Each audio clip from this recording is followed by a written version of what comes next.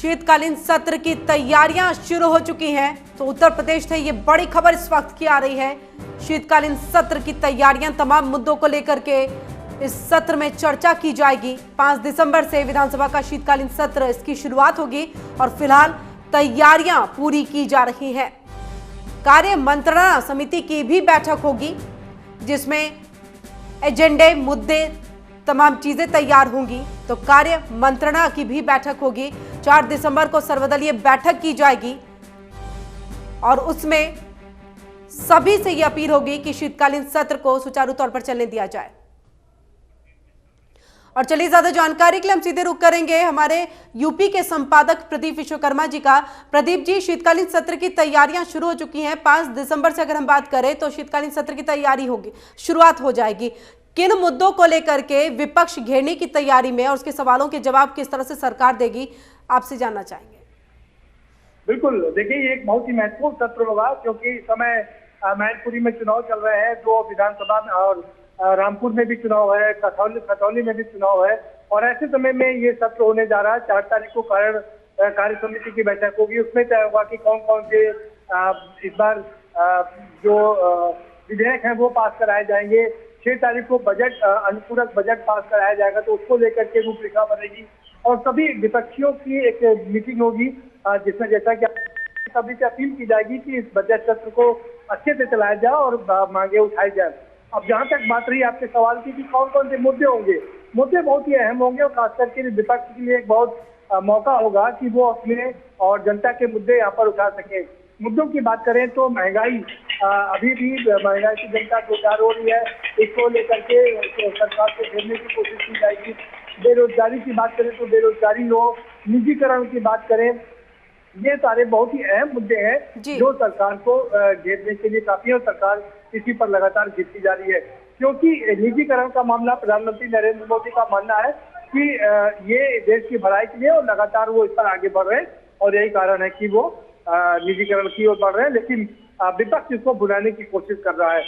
बात दूसरी खबरों की करें अगर, तो दूसरी जो सबसे बहुत महत्वपूर्ण खबर है वो ये है, माफ करिएगा, कि मैनपुरी में जो चुनाव चल रहा है, जब से शिवपाल ने अखिलेश का दामन थामा है, दोबारा वापस में समाजवादी पार्टी में गए हैं, तो उनकी मुश्किलें बढ़ती जा रही हैं। पहले उनकी सिक्योरिटी कम की गई, जेड सिक्योरिटी इनको थी, जेड प्लस की सिक्योरिटी थी, उसको कम करके वाई प्लस कर दिया गया। और आज जो सबसे बड़ी खबर ये थी कि सीबीआई ने राज्य सरकार से अनुमति मांगी है कि शिवपाल से पूछताछ करने की अनुमति दी जाए, क्योंकि रिवर फ्रंट का जो घोटाला हुआ था उसमें वो और उन 2 यादव अधिकारियों से वो पूछताछ करना चाहती है। विपक्ष इसको लेकर के हंगामा बरपा रहा है। समाजवादी पार्टी के प्रवक्ता कह रहे हैं कि पिछले 5.5 साल से 8 साल से केंद्र की सरकार है, लेकिन अभी तक इस तरह की कार्रवाई नहीं हो रही। तक क्यों नहीं सीबीआई की जांच हुई और अब क्यों, जब मैनपुरी का चुनाव चल रहा है, शिवपाल यादव अखिलेश यादव के खेमे में आ गए, तब इस तरीके के सीबीआई का दबाव बनाया जा रहा है। तो इस सत्ता पक्ष के जो प्रवक्ता है उन्होंने कहा है कि भारतीय जनता पार्टी अब एमबीबीएस पार्टी हो गई है, क्योंकि एमबीबीएस का मतलब है मियां बीवी बच्चे समेत वाली पार्टी हो गई। इसमें चाचा और भतीजे नहीं आते और चाचा का इस्तेमाल तभी किया जाता है जब कोई चुनाव आता है, तो उसके बाद उनको स्वतंत्र कर दिया जाता है। गौरतलब है कि इससे पहले अखिलेश यादव चिट्ठी लिख करके शिवपाल यादव को स्वतंत्र कर चुके थे कि वो जहां मर्जी जा सकते हैं। इसी को लेकर के तंज कसा गया है और कहा गया है कि सरकार अपना काम कर रही है और जांच एजेंसियां अपना काम कर रही है, कहीं इसके पीछे कहीं कोई दूसरी मंशा नहीं, सब अपनी अपनी जांच। लेकिन विपक्ष सवाल उठा रहा है, कांग्रेस भी सवाल उठा रही है। कांग्रेस के प्रवक्ता का कहना है कि आखिर ऐन चुनाव के वक्त और जब शिवपाल वापस अखिलेश के साथ चले गए, तब क्यों अचानक से सीबीआई फिर से जागरूक हो जाती है, सतर्क हो जाती है और इस तरीके के काम कर रही है।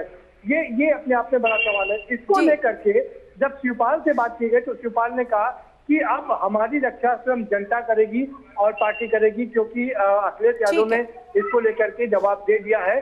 और उन्होंने कहा कि अब तक जितने वोट जीत रही थी डिम्पल, उससे दुगनों वोटों से जिता करके यहाँ की जनता ये मैसेज देगी कि वो समाजवादी पार्टी के साथ में है और हमारे साथ में है।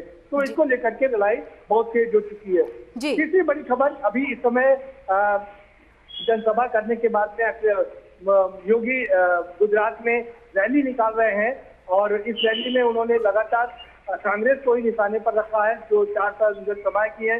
उसमें भी कांग्रेस को ही लगातार निशाने पर रखा है। और चाहे वो कॉमन सिविल कोड का मुद्दा हो, ठीक है। रामलला का मुद्दा हो, ये ठीक है तमाम ऐसे प्रदीप मुद्दे जी, हों, बहुत बहुत उस पर शुक्रिया तमाम जानकारी हम तक पहुंचाने के लिए। तो आज की बड़ी खबरों के साथ जो विधानसभा की शीतकालीन सत्र की शुरुआत होगी उस पर जानकारी देते हुए उत्तर प्रदेश के संपादक प्रदीप विश्वकर्मा जी, और इसी के साथ उन्होंने बताया कि शीतकालीन सत्र से पहले जब शुरुआत होगी उससे पहले सर्वदलीय एक बैठक होगी जिसमें सुचारू तौर पर सत्र चल सके, इसके लिए सभी से विचार विमर्श किया जाएगा।